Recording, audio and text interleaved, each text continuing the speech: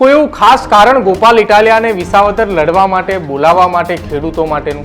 વિસાવદરની જનતાએ એક મોકો તો આમ આદમી પાર્ટીને આપ્યો જ તો, પરંતુ એમના નેતા ફરી ગયા. ગોપાલભાઈ ઇટાલિયા 2025 ચૂંટાઈ 6 મહિનાની અંદર એનું રિઝલ્ટ નહીં બતાવે તો ગોપાલભાઈ ઇટાલિયાની વિરુદ્ધમાં પરેશ ગોસ્વામી ઉપવાસ આંદોલન કરવા પડે, ધરણા દેવા પડે, ખેડૂતોને ભેગા કરીને કોઈ પણ કાર્યક્રમો કરવા પડે.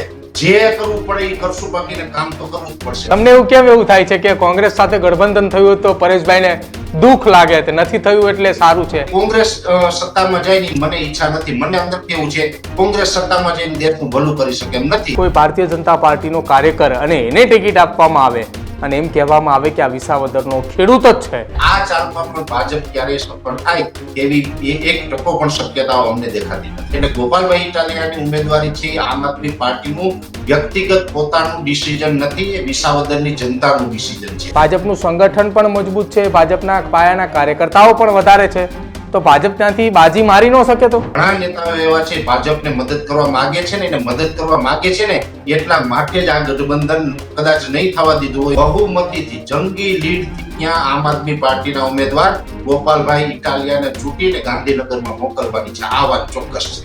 ચૂંટણી લડવા માટે તૈયાર થાય ખેડૂત નેતા તમામ, તો ગોપાલ ઇટાલિયાને થોડું ઘણું પ્રેશર મળે કે પછી થોડું ઘણું પણ પ્રેશર ન મળે? ભારતીય જનતા પાર્ટીના વન મંત્રી હોય કે XYZ કોઈ પણ નેતા હોય, ઇકો સેન્સિટિવ ઝોનમાં ટોટલ 40 મુદ્દા છે, એ કયા કયા છે વાંચ્યા વગર મોઢે બોલીને બતાવી દઈએ એટલે આપણે એમને માની લેશું કે તમે ખેડૂત નેતા છે. ગોપાલ ઇટાલિયા છે ને એ વિસાવદરથી ચૂંટાઈને તો વિસાવદરનું ભલું તો થાય જ, પણ ઓલ ઓવર ગુજરાતનું એક ભલું કરીને એવો વ્યક્તિ છે. નમસ્કાર, ગર્જનાથ સાથે હું પ્રદીપ. ચર્ચા આજે વિસાવદરની કરવી છે, કેમ કે વિસાવદર વિધાનસભાની પેટા ચૂંટણી માટે તૈયારીઓ એ તંત્રની તડામાર ચાલી રહી છે, પરંતુ ચૂંટણી પંચ હજુ આ મામલે તારીખ જાહેર નથી કરી રહી. શેની રાહ જોવાઈ રહી છે એની તો આમ આદમી પાર્ટી પણ રાહ જોઈ રહી છે, કેમ કે અત્યારે વિસાવદરમાં માહોલ આમ આદમી પાર્ટી તરફ છે. એવામાં છેલ્લા કેટલાક સમયથી એક પ્રશ્ન એ વારંવાર ખૂંચતો હતો કે વિસાવદરમાં કોંગ્રેસ અને આમ આદમી પાર્ટીનું ગઠબંધન થશે કે નહીં થાય, કોંગ્રેસે કોને ઉમેદવાર ઉભા રાખશે. આ ચર્ચાઓની વચ્ચે રાહુલ ગાંધીએ ગુજરાતની સતત મુલાકાતે રહ્યા અને કોંગ્રેસની અંદર જો મને જુસ્સો પૂર્યો અને જો મને જુસ્સાથી કોંગ્રેસના પ્રદેશના આગેવાનો એટલા બધા કાર્યક્ષમ થઈ ચૂક્યા છે કે હવે વિસાવદરમાં તેમણે પેટા ચૂંટણીની અંદર ગઠબંધનની ના પાડી દીધી. તો હવે વિસાવદરની અંદર વિસાવદરના લોકોએ મૂંઝાણા કે વિસાવદરમાં જવું કઈ તરફ. ખેડૂતો એ ચર્ચાનો વિષય બન્યો છે. ખેડૂતોમાં એ ચર્ચા અત્યારે ચાલી રહી છે કે વિસાવદરની અંદર કોણ, ભાજપમાંથી ભૂપત ભાયાણી કે હર્ષદ રીભડિયા, કોંગ્રેસમાંથી કરશન વાડોદરી આવશે કે અન્ય કોઈ ઉમેદવાર આવશે. આ તમામની ચર્ચાઓ ચાલી રહી છે. ત્યારે પરેશ ગોસ્વામી મારી સાથે જોડાય છે, ખેડૂત આગેવાન છે, ત્યાંના ખેડૂતોના પ્રશ્નો માટે અવારનવાર તેઓ અવાજ ઉઠાવતા આવ્યા છે. સીધી ચર્ચા તેમની સાથે કરવી છે કે વિસાવદર અને ભેસાણ તાલુકાની અંદર સૌથી વધુ ખેડૂતોને લઈને ચર્ચાનો વિષય કયો છે, કયો મુદ્દો છે અને ખેડૂતોએ કેવા આગેવાનો ઈચ્છી રહ્યા છે. પરેશભાઈ, સ્વાગત છે ન્યૂઝરૂમમાં આપનું. પરેશભાઈ, વિસાવદરની અંદર અત્યારે માહોલ ગરમ છે.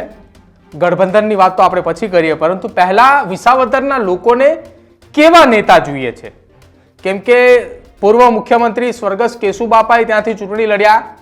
જ્યારે કેશુબાપા ચૂંટણી લડવા આવ્યા ત્યારે કેશુબાપા ત્યાં જીત્યા.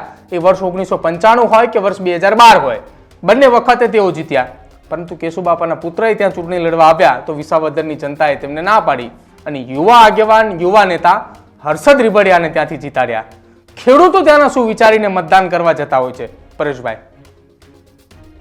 પ્રથમ તો પ્રદીપભાઈ જોવાની વાત એ છે કે વિસાવદર જે આખો વિસ્તાર છે એમાં કોઈ ઉદ્યોગ કે એવા કોઈ મોટી ફેક્ટરીઓ કે કોઈ ત્યાં મોટી કંપનીઓ છે નહીં, એટલે ત્યાં ઉદ્યોગ સાથે કોઈ લેવા દેવા નથી.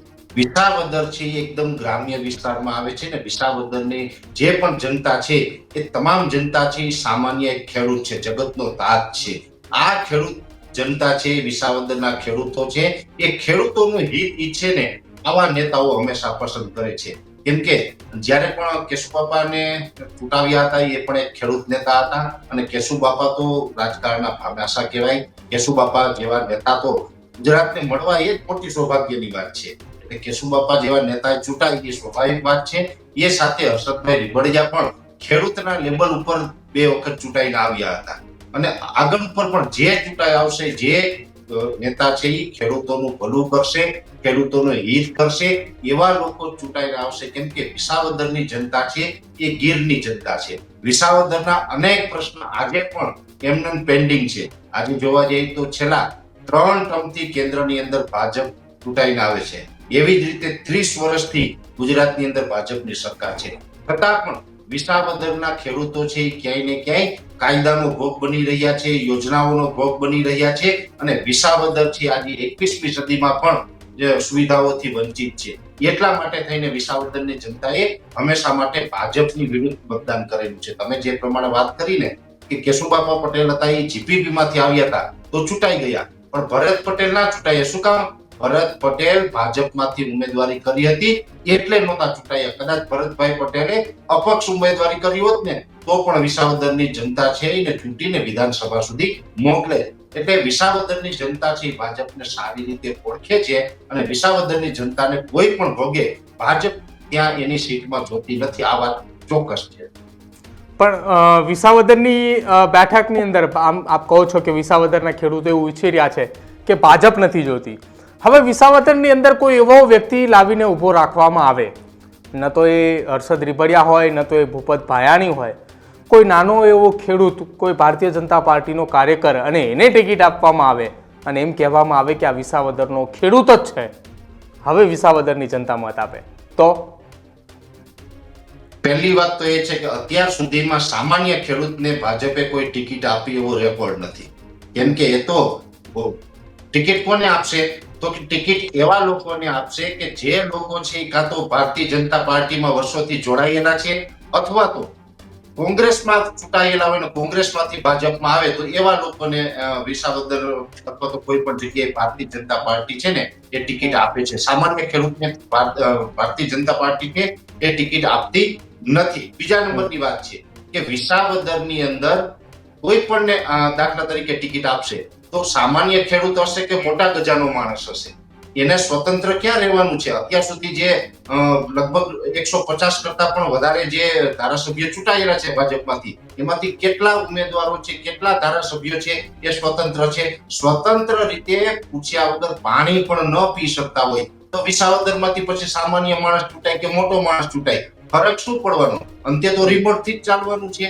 એટલે એનાથી કોઈ મતલબ નથી અને વિસાવદરની જનતા આ પેટર્નને બરાબર રીતે સમજે છે. કેમ કે વિસાવદરની જનતા છે ને એ ખૂબ હોશિયાર, બુદ્ધિશાળી છે અને આજના જમાનાની રાજનીતિને બખૂબી જાણે છે. એટલે આ ચાલમાં પણ ભાજપ ક્યારેય સફળ થાય તેવી એક ટકો પણ શક્યતાઓ અમને દેખાતી નથી. પરેશભાઈ, આમ આદમી પાર્ટીએ જ્યારથી ગુજરાતની અંદર 2022ના પરિણામો તેમની સામે આવ્યા અને ત્યારબાદ થોડા સમય પહેલા જે સ્થાનિક સ્વરાજ્યની ચૂંટણીની અંદર 65 નગરપાલિકાઓ અને 1 મહાનગરપાલિકાની ચૂંટણીમાં એમનું જે રીતે પ્રભુત્વ રહ્યું, ત્યારબાદથી વિસાવદરની અંદર તેમને મન બનાવ્યું કે આપણે વિસાવદરની અંદર મજબૂતાઈથી લડવું છે, ગુજરાતના ખેડૂતોની વચ્ચે પહોંચવું છે. એ લડતની અંદર આપ પણ જોડાયેલા હતા. ખેડૂતોના પ્રશ્નો જ્યારે જ્યારે હોય છે ત્યારે પરેશ ગોસ્વામી મેદાને હોય છે. તો એ આમ આદમી પાર્ટીના નેતા ઇકો સેન્સિટિવ ઝોનને લઈને એટલા મજબૂતાઈથી લડ્યા કે વિસાવદરના લોકો હવે ગોપાલ ઇટાલિયાના પ્રચાર પ્રસાર અથવા ગોપાલ ઇટાલિયાની સાથે એ નારા લગાવી રહ્યા છે. પહેલી વાત તો એ છે કે ગોપાલ ઇટાલિયાને ત્યાંથી ઉમેદવારી કરવી આ નિર્ણય આમ આદમી પાર્ટીનો નથી કે નથી ગોપાલભાઈ ઇટાલિયાનો પોતાનો. આ નિર્ણય છે વિસાવદરના ખેડૂતોનો નિર્ણય છે. વિસાવદરના ખેડૂતોએ હજારોની સંખ્યામાં આમ આદમી પાર્ટીને પણ ફોન કર્યા અને ગોપાલ ઇટાલિયાને ફોન કર્યા કે તમારે અમારે ત્યાંથી લડવાનું છે વિસાવદરથી. વિસાવદરના ખેડૂતોએ આમંત્રણ આપ્યું, પછી આમ આદમી પાર્ટીએ ગોપાલભાઈ ઇટાલિયાનું નામ જાહેર કરેલું છે. એટલે ગોપાલભાઈ ઇટાલિયાની ઉમેદવારી છે આમ આદમી પાર્ટીનું વ્યક્તિગત પોતાનું ડિસિઝન નથી, એ વિસાવદરની જનતાનું ડિસિઝન છે અને જનતાએ ત્યાં આમંત્રણ આપ્યું છે. એને ધ્યાનમાં રાખીને ગોપાલભાઈ ઇટાલિયા ત્યાં ગયા છે અને એ ગયા છે એની પાછળ પણ વિસાવદરના ખેડૂતો ઉપર એક મોટો વિશ્વાસ છે. આમ આદમી પાર્ટીને વિશ્વાસ છે, ગોપાલભાઈ ઇટાલિયાને પણ વિશ્વાસ છે અને મારા જેવા ઇન્ડિવિજ્યુઅલ વ્યક્તિ છે કે જે રાજકારણથી દૂર છે પણ ક્યાંય ને ક્યાંય સારા માણસો ચૂંટાઈને જાય વિધાનસભાની અંદર, જનતાનો અવાજ બનીને ઉભા રહીએ એવા લોકોને વિધાનસભામાં મોકલવાની ઈચ્છા ધરાવે છે આ તમામ લોકોને વિસાવદરની જનતા ઉપર ભરોસો છે ને, એટલા માટે વિસાવદરની જનતાના ખોળે આમ આદમી પાર્ટીએ ગોપાલભાઈ ઇટાલિયાને મૂકેલા છે. તો અત્યારે ગુજરાતની અંદર એ ચર્ચાઓ ચાલી રહી છે પરેશભાઈ કે ભારતીય જનતા પાર્ટી ઈચ્છી જ રહી હતી કે કોંગ્રેસ અને આમ આદમી પાર્ટીનું ગઠબંધન ના થાય, અને થયું પણ એવું જ કે ગઠબંધન ના થયું અને શક્તિસિંહે જાહેરાત કરી દીધી કે ગઠબંધનના કેટલાક ધારાધોરણ હોય છે, ગઠબંધનના કેટલાક નિયમો હોય છે, અને આવી મોટી મોટી બધી વાતો કરી અને હવે ઉમેદવાર ત્યાં ઊભા રાખે છે. તો શું વિસાવદરની જનતાએ જેમને આમંત્રણ આપ્યું છે એ આમંત્રણ આપવા ગયેલા ખેડૂતો એ ભાજપ, કોંગ્રેસ અને આમ આદમી પાર્ટીમાં વિભાજિત થઈ અને સાથે સાથે શંકરસિંહ વાઘેલાની પ્રજાશક્તિક ડેમોક્રેટિક પાર્ટી પણ, આ તમામની અંદર વિભાજિત થાય તો ફાયદો તો ભારતીય જનતા પાર્ટીને ત્યાં વધારે મળી શકે, કેમ કે ત્યાં ભાજપનું સંગઠન પણ મજબૂત છે, ભાજપના પાયાના કાર્યકર્તાઓ પણ વધારે છે. તો ભાજપ ત્યાંથી બાજી મારી ન શકે. તો જો પહેલી વાત તો એ છે કે ભાજપનું સંગઠન વિસાવદરમાં કોઈ પણ એંગલથી મજબૂત નથી. ભાજપને વિસાવદરની અંદર ત્યાંની જનતા પ્રેમ આપતી નથી કે નથી એ ચૂંટાઈને આવવું એવી ઈચ્છતી. બીજી વાત છે કે જે તમે ત્રિપાંખ્યા જંગની વાત કરી કે હવે તો કોંગ્રેસ પણ આવશે, તો કોંગ્રેસ તો 2022ની ચૂંટણીમાં પણ હતી. 2022ની ચૂંટણીમાં ભાજપ પણ લડતું હતું, કોંગ્રેસ પણ લડતું હતું અને આપ પણ લડતું હતું, અને આમ આદમી પાર્ટી વિસાવદરમાંથી ચૂંટાઈને આવી હતી.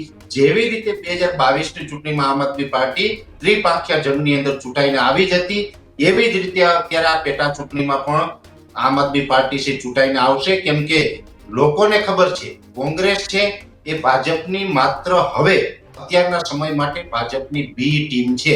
અને આ કોઈ હું નથી કહેતો, આ કોંગ્રેસ ખુદ સ્વીકારે, અને કોંગ્રેસની અંદર પણ કોઈ સામાન્ય માણસ નહીં, એમના રાહુલ ગાંધીજી આ સ્વીકારેલી વાત છે. હમણાં થોડા દિવસ પહેલા આપણા ગુજરાતની અંદર એની જાહેરાત કરી છે કે આ કોંગ્રેસની અંદર અસંખ્ય લોકો છે ભાજપનું ચાહવા વાળા છે, પક્ષમાં રહીને ભાજપને મદદગારી કરી રહ્યા છે.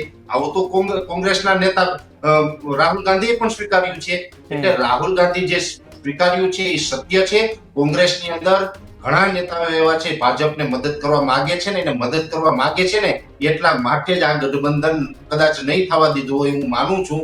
એની ઈચ્છા એવી છે કે અમારે ક્યાંય ને ક્યાંય ભાજપને મદદ કરવી છે, એટલા માટે એની બી ટીમ બની અને એ વિસાવદરમાં ઉમેદવાર ઉતારશે. પણ વિસાવદરની જનતા ખૂબ હોશિયાર અને શાણી છે, એ કોંગ્રેસને પણ ઓળખી ગઈ છે અને ભાજપને પણ વર્ષોથી ઓળખે છે. એટલે બેમાંથી એક પણની ઝાડમાં આવવાની નથી, અને બહુમતીથી જંગી લીડથી ત્યાં આમ આદમી પાર્ટીના ઉમેદવાર ગોપાલભાઈ ઇટાલિયાને ચૂંટીને ગાંધીનગરમાં મોકલવાની છે. આ વાત ચોક્કસ છે. પરેશભાઈ, વિસાવદરની અંદર મુખ્ય પ્રશ્નો શું છે? વિસાવદર ને ભેસાણ આ બે તાલુકા છે. બંને તાલુકાની અંદર લગભગ 2,70,000ની આસપાસની વસ્તી પણ છે, એટલે હાર જીતનું માર્જિન પણ થોડું પ્લસ માઇનસ રહેવાનું છે. એ લગભગ 20 થી 40,000ની આસપાસની અંદર હાર જીતનું માર્જિન હોય. પ્રશ્નો શું છે વિસાવદર અને ભેસાણના ખેડૂતોના પ્રશ્નો ખાસ? કેમ કે ત્યાં કોઈ, આપણે શરૂઆતની અંદર જ કહ્યું કે ત્યાં કોઈ એવો મોટો ઉદ્યોગ નથી કે લોકો ત્યાં નોકરી કરી શકે, ત્યાં એવી કોઈ મોટી એવી વ્યવસ્થાઓ નથી કે જ્યાંના વિસાવદરના યુવાનોને, વિસાવદરના લોકોને ત્યાં રોજગારી મળી શકે. વિસાવદર અને ભેસાણના મોટા ભાગના લોકો, મને ખ્યાલ છે ત્યાં સુધી, એ સુરત, રાજકોટ અને અમદાવાદની અંદર વસવાટ કરી રહ્યા છે. પ્રદીપભાઈ, પ્રશ્ન તો ગણાવવા જઈએ ને એટલે અસંખ્ય છે. હું તમને થોડા પ્રશ્નની વાત કરવા માંગુ છું. પહેલું તો એ કે એ તો ખેડૂત એરિયો છે. ખેડૂત એરિયો છે, આખો તમામ મતદારો છે ત્યાંના ખેડૂત છે. હવે ખેડૂતોને અત્યારમાં હાલના પ્રશ્નની વાત કરવા જઈએ તો જેવી રીતે આપણા રાજ્યની અંદર એક યોજના ચાલે છે 0%માં પાક ધિરાણ, એટલે કે જે વાવેતર કરવાનું હોય ખેડૂતોને ત્યારે ખાતર બિયારણની જે ખર્ચો આવે છે એ ખર્ચા પેટે પાક ધિરાણ લેતા હોય, એમાં યોજના છે કે 0%માં આપવું, 0% વ્યાજે. હવે અત્યારે સિસ્ટમ એવી છે કે 60% વ્યાજ છે એ બેંકો લગાડે છે, એમાંથી 3% વ્યાજની રકમ છે એ ખેડૂતના ખાતામાં કેન્દ્ર સરકારે જમા કરવાની, 4% રકમ છે એ રાજ્ય સરકારે જમા કરવાની. જ્યારથી પણ આ યોજના ચાલુ થઈ છે ત્યારથી અત્યાર સુધીમાં એક પણ વખત આ 4% રાજ્ય સરકારે આપવાના હોય ને એ આપ્યા નથી ને ખેડૂતોને માર્યું છે બૂચ. એટલે આ બૂચ માર્યું ને એનાથી ખેડૂતો નારાજ છે. બીજી વાત તમને કરું કે આ ખાલી વિસાવદરનો પ્રશ્ન નથી, આવું તો આખા ગુજરાતના તમામ તાલુકાઓમાં, તમામ વિધાનસભાની સીટ ઉપર ખેડૂતોને આ અન્યાય થયો છે કે જે 4% રકમ જે યોજના છે જમા કરવાના હોય એ સરકાર નથી આપતી. એ સિવાયની બીજી વાત છે કે ટેકાના ભાવે ખરીદી કરવામાં આવે તો એની અંદર પણ તાજેતરમાં હમણાં એક છબરડો આવ્યો છે. જેવી રીતે અનેક ખેડૂતોએ ચણાનું વાવેતર કરેલું હોય, ચણાનું ટેકાના ભાવે રજીસ્ટ્રેશન કરાવે તો એનું રજીસ્ટ્રેશન કેન્સલ થાય અને એને મેસેજ આપી દેવામાં આવે કે તમે ચણાનું વાવેતર કર્યું જ નથી. આ તો કેટલું ખેડૂતોને દુઃખ થાય, કેટલું ખેડૂતો સાથે મશ્કરી સમાન કહેવાય કે દિવસ રાત ઠંડીમાં શિયાળા દરમિયાન ખેડૂતોએ ખેતરમાં પાણી વાળ્યું હોય, એની નજર સમક્ષ ચણાનો પાક છે એ તૈયાર કર્યો છે, એમાં મોંઘા ખાતર, બિયારણ, દવાનો વપરાશ કરી અને ચણાનું ઉત્પાદન લઈ આવ્યા હોય અને એ મહેનત પછી કોઈ એમ કે તમે તો ચણાનું વાવેતર કરેલું જ નહોતું અને હવે તમારા ટેકાના ભાવે ખરીદી નહીં થાય. આ તો બહુ મોટી મશ્કરી કહેવાય ખેડૂતો સાથે. એટલે ખેડૂતો આ બાબતે નારાજ છે. બીજી વાત કરું, 2019 ની અંદર વીમા કંપનીઓ હતી ત્યારે વિસાવદરની અંદર પણ 2019માં ગવર્મેન્ટના નિયમ પ્રમાણે પાક વીમો છે એ મળવાપાત્ર હતો. એની કોર્ટમાં રીટ પણ થઈ, ઘણું બધું થયું. આજ દિવસ સુધી 2019 નો પાક વીમો છે હજુ ખેડૂતોને આપ્યો નથી. એટલે એ પણ એક મુદ્દો છે. એનાથી આગળ વાત કરવામાં આવે તો 2021 ની અંદર તૌતે નામનું વાવાઝોડું ગુજરાતમાં આવ્યું હતું. એની તારીખ હતી 17 મે 2021. 17 મે 2021 ના રોજ જે તૌતે નામનું સાયક્લોન આવ્યું ત્યારે ઉનાળુ પાક વાવતા એમાં પણ નુકસાન થયું અને બાગાયતી પાકમાં પણ નુકસાન થયું. વિસાવદરની અંદર બાગાયતી પાક પણ મોટા પ્રમાણમાં છે, આંબાના બગીચાઓ ત્યાં છે. એ પાકમાં નુકસાન થયું ત્યારે સરકારે ખેડૂતોને એક મોટી માંગ ઉઠી એટલે મોટે ઉપાડે જાહેરાત તો કરી દીધી કે દરેક ખેડૂતને 2 હેક્ટરે 1 લાખ રૂપિયાનું અમે વળતર આપશું. એ 1 લાખ રૂપિયાના વળતરમાંથી આ સરકારે વિસાવદર અથવા તો અન્ય કોઈ પણ વિસ્તારના ખેડૂતોને આપ્યો નહીં. એટલે ત્યાં પણ સરકારે વિશ્વાસ તોડ્યો છે. એનાથી વિશેષ વાત કરું કે જે પાક ધિરાણથી ઓટો રિન્યુ કરવું જોઈએ એની જગ્યાએ ખેડૂત પાસે 7% વ્યાજ ભરાવે છે, પાછળથી વ્યાજ જમા નથી કરતી, ઓટો રિન્યુમાં પણ ખેડૂતોને અન્યાય કરે છે. એનાથી આગળ હવે વાત છે, મહત્વનો મુદ્દો છે એ છે eco sensitive zone. Eco sensitive ઝોનની અંદર વિસાવદરના અનેક ગ્રામ્ય વિસ્તારો આવે છે અને આ ગ્રામ્ય વિસ્તારો છે એમાં ઇકો સેન્સિટિવ ઝોન લાગી જાય તો ખેડૂતોને કેવડું નુકસાન થાય તો આપણે ભૂતકાળમાં આંદોલન વખતે અનેક પ્રકારની ચર્ચાઓ એની કરી ચૂક્યા છે. એ નુકસાની ક્યારેય સહન થાય એવી નથી. એવડી મોટી નુકસાની ઇકો ઝોનના કારણે આવશે અને ભારતીય જનતા પાર્ટી જો વિસાવદરમાં ચૂંટાઈ જશે ને તો 110% ઇકો સેન્સિટિવ ઝોન લગાડી દેશે, આ મારી ગેરંટી છે. એટલે આ જે ચૂંટણી આવી રહી છે ને એ વિસાવદરની જનતા તો જાણે છે કે ભારતીય જનતા પાર્ટી ચૂંટાઈ જશે તો ઇકો ઝોન આવી જશે. એવી રીતે બીજા વિસ્તારની જનતા પણ જાણે છે. ઇકો સેન્સિટિવ ઝોનની અંદર 3 જિલ્લાનો સમાવેશ છે. એક છે જુનાગઢ, અમરેલી અને ગીર સોમનાથ. 3 જિલ્લા છે અને ટોટલ 11 તાલુકાઓ છે અને ટોટલ 196 ગામ છે. એટલે આ 196 ગામનો પ્રશ્ન છે ને એ પછી ગીરગઢડા હોય, ઉના હોય, તાલાળા હોય, આ તમામ ખેડૂતોને ખબર છે કે વિસાવદરની અંદર ભારતીય જનતા પાર્ટીને હરાવવી જરૂરી છે. જો એ ચૂંટાઈને આવશે તો આ તમામ 196 ગામને આ મુશ્કેલી આવવાની છે. એટલે વિસાવદરના ખેડૂતો તો ભાજપને હરાવવાના છે પણ અન્ય 196 ગામના ખેડૂતો પણ વિસાવદરમાં ધામા નાખવાના છે. અને ઇતિહાસની અંદર પ્રથમ વખત એવું બનવા જઈ રહ્યું છે કે ખેડૂત હોય સામાન્ય, જેને કોઈ પક્ષ પાર્ટી સાથે લેવા દેવા નથી, એવા તમામ ખેડૂતો છે એ ચૂંટણીની તારીખ જાહેર થશે એટલે વિસાવદરની અંદર ધામા નાખશે અને પોતાના સ્વ ખર્ચે ભારતીય જનતા પાર્ટીને હરાવવા માટે રાત દિવસ એક કરીને તનતોડ મહેનત ત્યાં કરવાના છે. આ લખવું હોય તો લખી લેજો પ્રદીપભાઈ. આમ આદમી પાર્ટી અત્યારે વિસાવદરની અંદર તનતોડ મહેનત કરી રહી છે. હવે વિસાવદરના લોકોની સામે હર્ષદ રીભડિયા 2014ની અંદર વિધાનસભાની પેટા ચૂંટણી જીતીને આવ્યા, ત્યારબાદ 2017માં તેઓ સામાન્ય ચૂંટણીની અંદર પણ જીતીને ત્યાંથી આવ્યા. તો આ તમામ નેતાઓ ફરી એકવાર મેદાને આવે અને ચૂંટણી લડવા માટે તૈયાર થાય, ખેડૂત નેતા તમામ, તો ગોપાલ ઇટાલિયાને થોડું ઘણું પ્રેશર મળે કે પછી થોડું ઘણું પણ પ્રેશર ન મળે? બિલકુલ પ્રેશરની આમાં કોઈ શક્યતાઓ નથી. એમનું કારણ તો તમે જે નામ બતાવી રહ્યા છે, તમે જેમને ખેડૂત નેતા કહી રહ્યા છે, આ તમામ ખેડૂત નેતા છે 2022ની ચૂંટણીમાં પણ તનતોડ મહેનત ભારતીય જનતા પાર્ટી માટે કરી ચૂક્યા છે પણ એનાથી કોઈ ફરક નથી પડ્યો. 2022માં પણ ત્યાં આમ આદમી પાર્ટી ચૂંટાઈ હતી. બીજા નંબરની વાત એ છે કે એ ખેડૂત નેતા કદાચ હશે ભારતીય જનતા પાર્ટી જોઈન્ટ કરીને એ પહેલા, અત્યારે ભારતીય જનતા પાર્ટી જોઈન્ટ કર્યા પછી આ ખેડૂત નેતાઓ છે અત્યારે એને કેમ યાદ નથી આવતું કે જે આ પાક ધિરાણનું વ્યાજ છે એ ખેડૂતોને મળવું જોઈએ. કેમ કે નહીં, એટલે પાર્ટીને પરેશભાઈ, નથી કરી ચર્ચા એટલા શકતા. માટે હું કરી રહ્યો છું, નામ એટલા માટે આપી રહ્યો છું કે ઇકો સેન્સિટિવ ઝોનનો મુદ્દો હતો ત્યારે ગોપાલ ઇટાલિયા, પ્રવીણ રામ, પરેશ ગોસ્વામી, ઈશુદાન ગઢવી આ તમામ લોકો મંચ ઉપર લડી રહ્યા હતા, તમામ લોકો અવાજ ઉઠાવી રહ્યા હતા ને, ત્યારે વિસાવદરની અંદરથી ને જરસદ રીપડિયા એ માથે ફાળીઓ બાંધીને નીકળી પડ્યા હતા કે મારે આમની આરે અત્યારે ઊભું રહેવું પડશે, ખેડૂત આગેવાન, ખેડૂત નેતા બનીને, નહીં તો જો અત્યારે નહીં ઊભો રહું તો પછી વિસાવદરની જનતા એ ક્યાં સુધી મૂકી જશે ને ખબર જ નહીં રહે. જો પહેલી વાત એ પ્રદીપભાઈ કે ઇકો સેન્સિટિવ ઝોન છે એ કોઈ લાંબી લડત છે નહીં, એ ત્યારેય નહોતી, હજુ પણ નથી. એ બહુ લાંબી લડત ચાલી છે, કોઈ 2-5 દિવસની લડત નહોતી. અને તમે જે પૂર્વ ધારાસભ્યની વાત કરી રહ્યા છો, ઇકો સેન્સિટિવ ઝોનનું આ વર્ષોથી આંદોલન ચાલ્યું આવે છે. એમાં મોટી મોનપરીની અંદર માત્ર એક દિવસ માટે, અને એનો સમય ગણવામાં આવે તો માત્ર 30 થી 35 મિનિટ માટે હાજરી આપેલી હતી. શું 30 થી 35 મિનિટની અંદર મોટી મોનપરીમાં હાજરી આપવાથી આ મામલો પૂરો થવાનો છે? ઇકો સેન્સિટિવ ઝોન રોકાવાનો છે? ઇકો સેન્સિટિવ ઝોન છે એ 2016 થી ચાલ્યું આવતું આંદોલન છે, અને આ આંદોલનના પ્રણેતા છે, એમનું નામ છે પ્રવીણભાઈ રામ.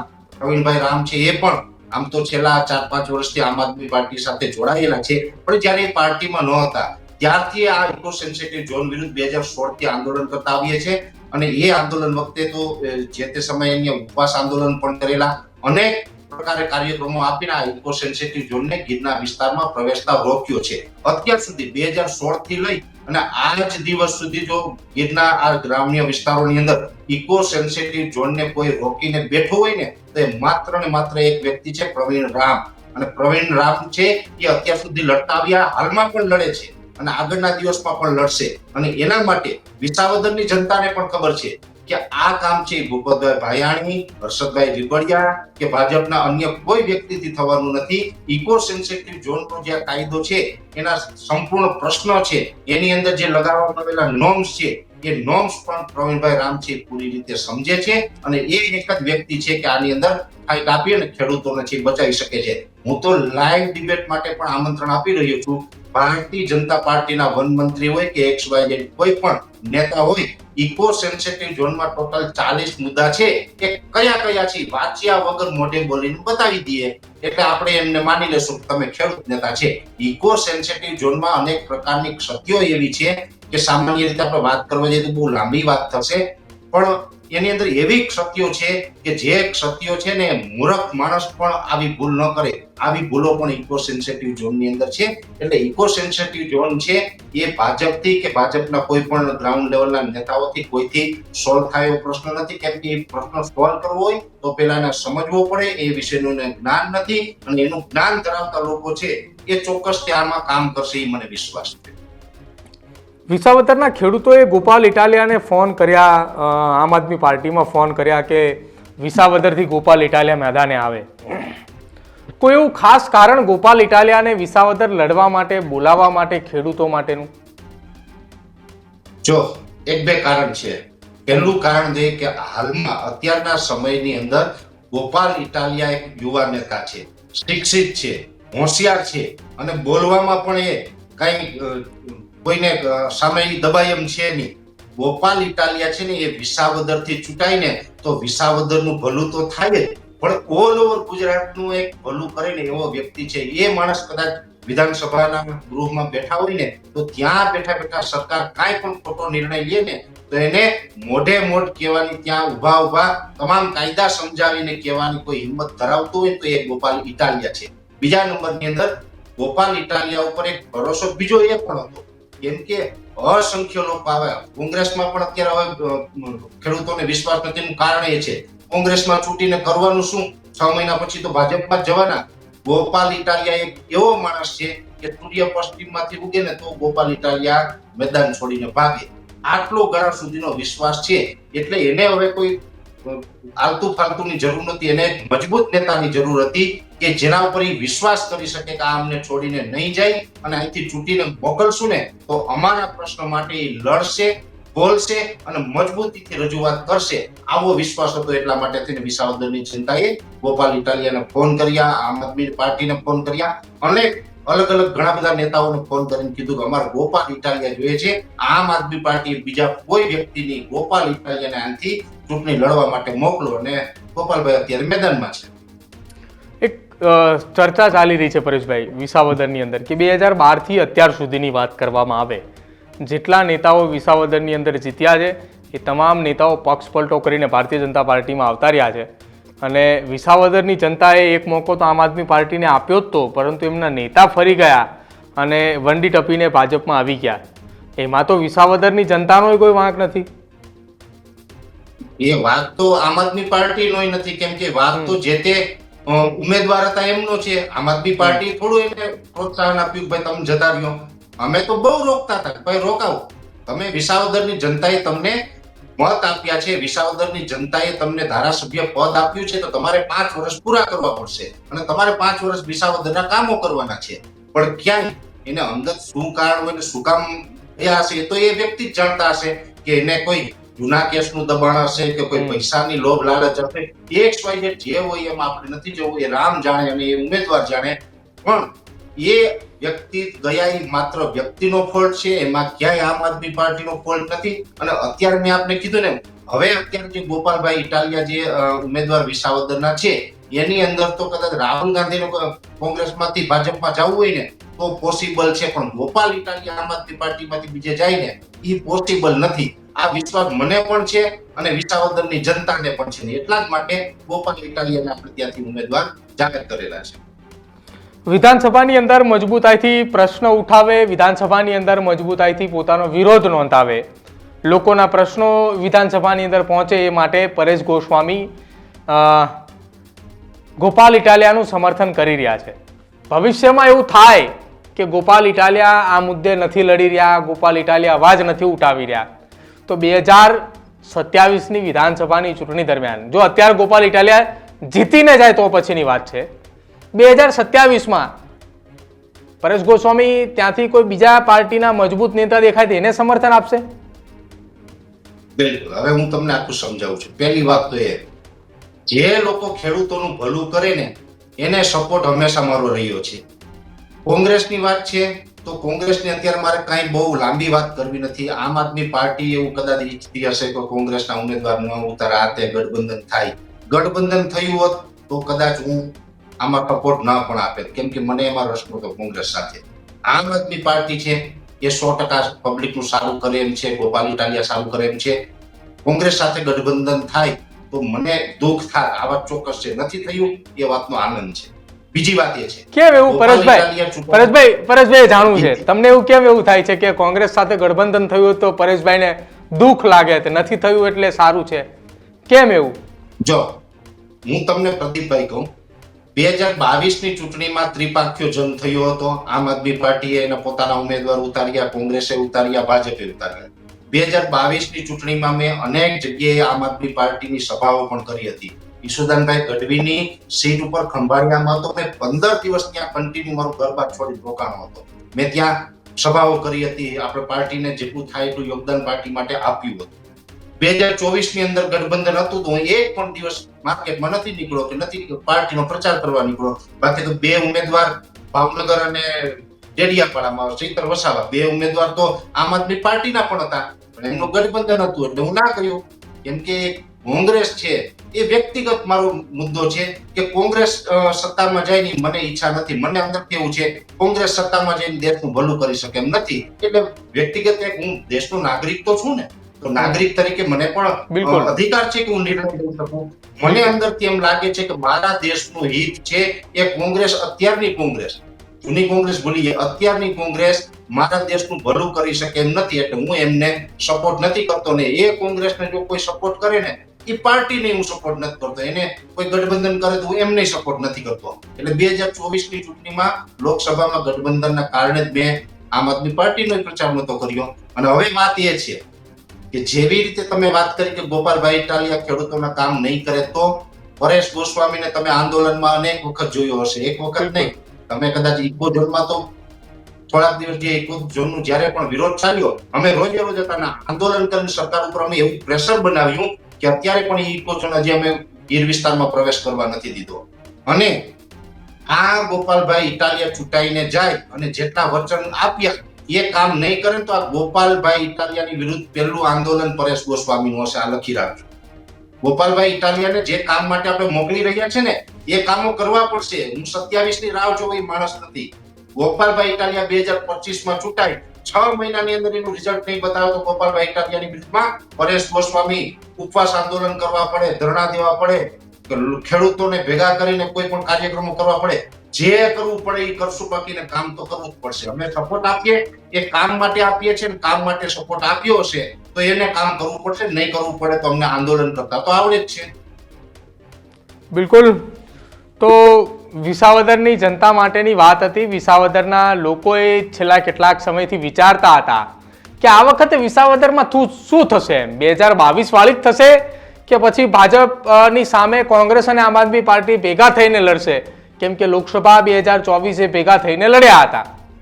જો કે હવે ગઠબંધન તો નથી થયું, પરંતુ સામે પરેશભાઈ ગોસ્વામી જેમની સાથે આપણે ચર્ચા કરી એમણે પણ એવું કહ્યું કે ગઠબંધન નથી થયું તો એ મારા માટે તો સારું છે. કેમ કે એ પોતાની પર્સનલ વાત ત્યાં મૂકી રહ્યા હતા. એમને એ પોતાની વિચારધારાથી એ વાત કરી રહ્યા હતા. પરંતુ તેમણે એ પણ કહ્યું છે કે અહીંયાથી જો ગોપાલ ઇટાલિયા જીતીને જશે અને 6 મહિનામાં કામ નહીં દેખાડે તો ગોપાલ ઇટાલિયાની સામે પણ આંદોલન થશે. અને તેમને વિશ્વાસ છે કે આ વખતે જીત્યા બાદ આમ આદમી પાર્ટીના ધારાસભ્ય જે ગોપાલ ઇટાલિયા બનશે એ વંડી ઠેકીને કોઈ બીજી બાજુ નહીં જાય. તમારું શું માનવું છે આખા આ ઘટનાની અંદર પરેશભાઈ ગોસ્વામીના નિવેદનને લઈને તે ખાસ અમારા કમેન્ટ સેક્શનની અંદર જરૂર જણાવજો. જોતા રહેજો ન્યૂઝરૂમ. નમસ્કાર.